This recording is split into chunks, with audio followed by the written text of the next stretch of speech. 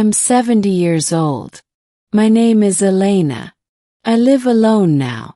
My husband died many years ago. My children live far, but this week something special is happening. My family invited me to Cancun, a big reunion. My daughters, my son, my grandchildren. I said yes. I bought the ticket. I packed my things and I came. I arrived today.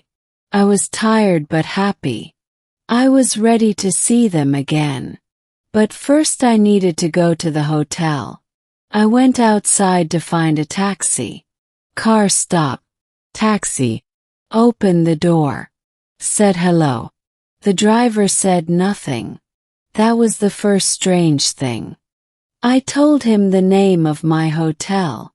He started the car. Still no smile, still no words. Just silence. I thought maybe he doesn't like to talk. Or maybe something is wrong. I asked, "Is it a busy day?" He said no. That was it. One word. No smile, no interest. I stayed quiet, but I was thinking, who is this man? Why is he so cold? Then he turned on the radio. Sad song played. He turned it off fast, too fast, like the song hurt him.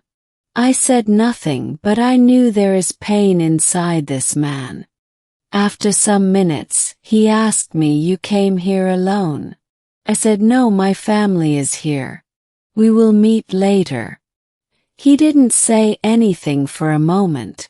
Then he said, "Family is not always easy." His voice was low, heavy. In that moment I knew something. This ride is not just about going to the hotel. This ride will be something more. Something none of us expected. The car was quiet again. I looked outside, but my mind was busy. I thought about my family. I thought about dinner.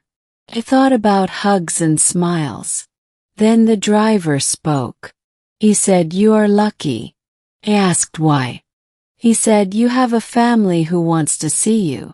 I didn't answer, not yet. I waited.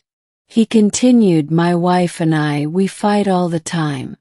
We don't speak. We don't smile. It's like we live in two different worlds." I said, "That sounds hard." He said, "It is. I sleep on the couch. My daughter doesn't talk to me. She says I never listen. Maybe she's right." Now I understood. He wasn't angry at me. He wasn't rude. He was just broken. I listened. He said, "I work every day. I drive this car. I bring people to nice hotels. I smile at strangers. But in my own house I feel like a ghost." A ghost. That word stayed in my mind. He said, "Last night I almost left. Packed a bag. I wanted to disappear." I asked, "And why didn't you?" He said, "Because my daughter cried. I heard her behind the door. She didn't say anything, but I heard her cry." Now his voice changed. It was slower, softer. He said, "I don't know what to do. I don't know how to be a father or a husband." I wanted to say something true, something strong. But I stayed quiet because sometimes silence speaks louder than words. And inside that silence, I knew one thing. This man was not driving to my hotel. He was driving through his pain. I looked at the driver. I didn't ask more questions. I didn't try to fix his problems. I just listened. He said, "My wife says I only care about money. She says I don't talk to her anymore." I asked, "Is she right?" He said, "Maybe. I don't know. I work all the time. I bring food. Pay the bills. But yes, I don't talk. I don't ask how she feels. I don't tell her how I feel either." He paused. He said, "Sometimes I forget she is a person, not just a woman who cooks or cleans. She's tired too, but I didn't see that. I said sometimes we only see when it's too late. He nodded, then said, and my daughter, she used to tell me everything.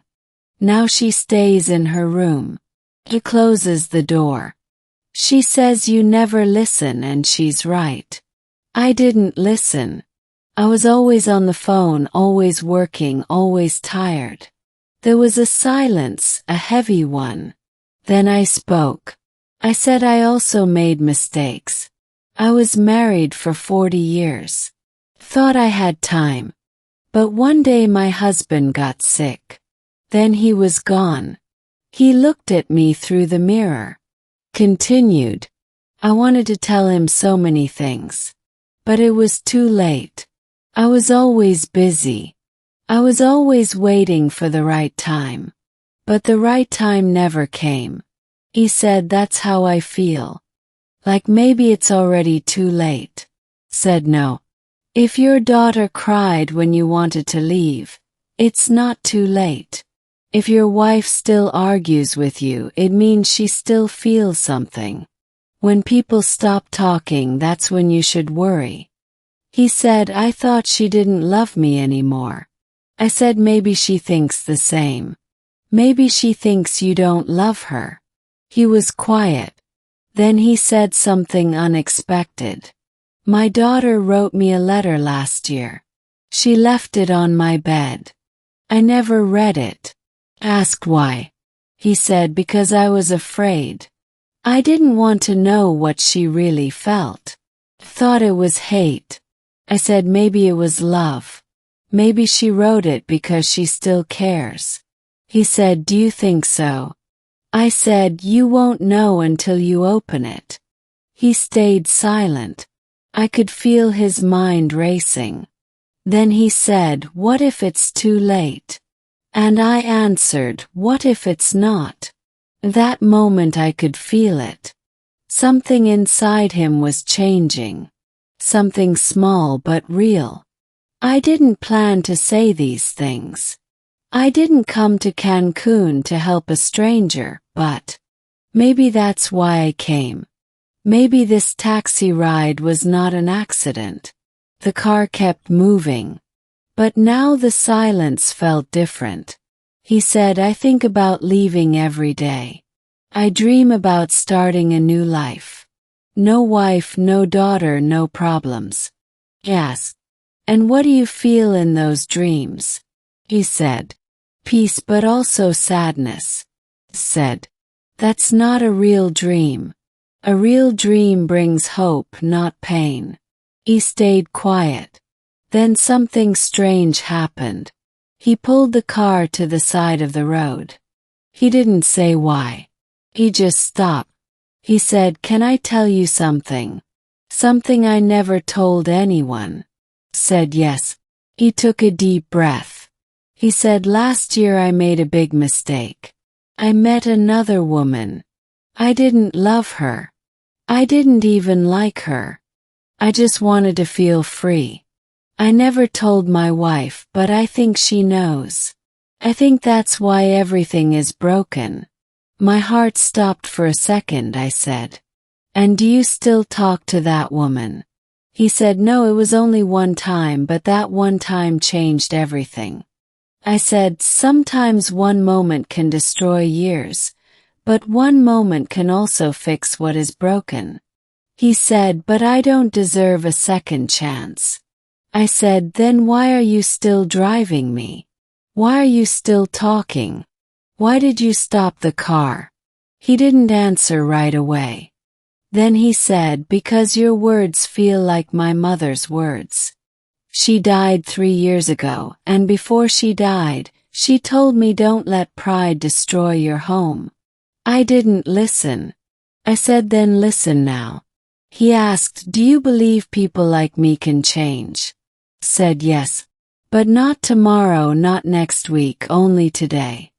Change begins today. He looked down. Then he said, maybe God sent you to this car. I didn't say yes. I didn't say no, but I knew this was not a normal ride. This was something bigger. He reached into his pocket. He took out a small paper. He said, "This is the letter from my daughter, the one I never opened." I looked at it. He asked, should I read it? I didn't answer. I asked, do you want to stay the same, or do you want to be the man she needs? He looked at the letter again. He said, "I'm afraid." I said, "Be afraid, but open it anyway." He held the letter in his hand, and then he opened it. He opened the letter. He didn't speak. He just read in silence. 1 minute passed, then 2, then 3. Waited. I didn't want to interrupt, but inside I was asking myself many questions. What did she write? Was it a goodbye? Was it full of pain or full of hope? Finally he spoke. He said, "It's not what I thought." I asked, "What is it?" He said, "It's love." I didn't understand. I asked, "What do you mean?" He looked at the paper. He said, "She wrote this 1 year ago. She said, 'Dad, I know you're not perfect, but I still love you. Miss you. I want my father back.'" I stayed silent. He continued. She said, "I know you're tired. I know you're lost. But please don't give up. I'm still here and I still need you." He looked at the paper again. She said, "Don't walk away from us. Walk back to us." And then came the twist. He said, "There's more." At the end of the letter, she wrote, "I hope one day someone will remind you who you are. Someone will help you find the way home again." Froze. He looked at me through the mirror. He said, "That person is you." I couldn't speak. My chest felt heavy but also light. He said, "You were not just a passenger, you were an answer." I said, "Sometimes life gives us people, not for the whole journey, just for one stop. But that one stop changes everything." He smiled. But then another twist. He said, "There's something else." I asked, "What?" He said, "My wife. She doesn't know about the letter. She doesn't know how I feel now. She doesn't know I want to fix things." I asked, "Then what will you do?" He said, "I don't know yet." I said, "Then let me ask you one question." He said, "Okay." I asked, "If today was your last chance, what would you do?" He didn't answer right away. Then he said, "I would go home. I would hold them. And I would tell the truth." I said, "Then maybe today is your last chance." He looked forward. He didn't drive. He just sat there, thinking, feeling, and I waited for his next move. He didn't move the car. He just sat there. Then he said, "I never planned to talk to anyone today. I just wanted to finish my shift and go home. But now I don't know what happened." I said, "Something real happened." He said, "Yes, but what do I do now?" I said, "You already know the answer." He looked at the road. Then he said, "I don't want to take you to your hotel. I want to go home." I asked, "Then why don't you?" He said, "Because I'm scared. What if they don't want me anymore?"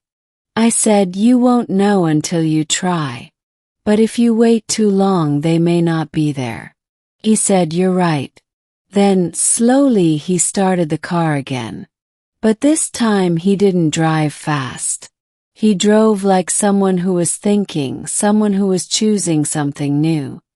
After a few minutes he said, "I'll take you to your hotel first." I said, "No, take me to the nearest bus stop. My family can pick me up. You need to go home." He said, "But you paid for the ride." Said, "The ride is done. The real journey is yours now." He stopped near a small bus station. I said, "This is good," he said. "I don't know how to say thank you," I said. "Then don't say anything, just live the change." He smiled. It was a quiet smile, a true one. Then he said something I will never forget. He said, "You changed my life in 20 minutes. I hope one day I can do the same for someone else." Said, "You will." He looked at me one last time. Then he turned the car around and drove away. I watched him leave. I stood there thinking about what just happened. I came to Cancun to see my family. I thought this trip was about hugs, food, and laughs, but maybe it was about something else too. Maybe this trip was also about one ride, one broken man, one chance to speak, and one truth that I now believe more than ever. Sometimes we don't choose the moment. The moment chooses us. I came here to see my family. I wanted to rest. I wanted joy. But life gave me something more. One short ride, one conversation, one man with a heavy heart. I didn't plan to speak. I didn't plan to listen. But sometimes the moment calls you. And you must answer. We think we are too old to help. Too small to matter. But maybe. One word can change a day. One question can open a door. One act of kindness can save a life. That man was not just a driver. He was a mirror. He showed me my past, my mistakes, my silence, and I showed him his future, a better one.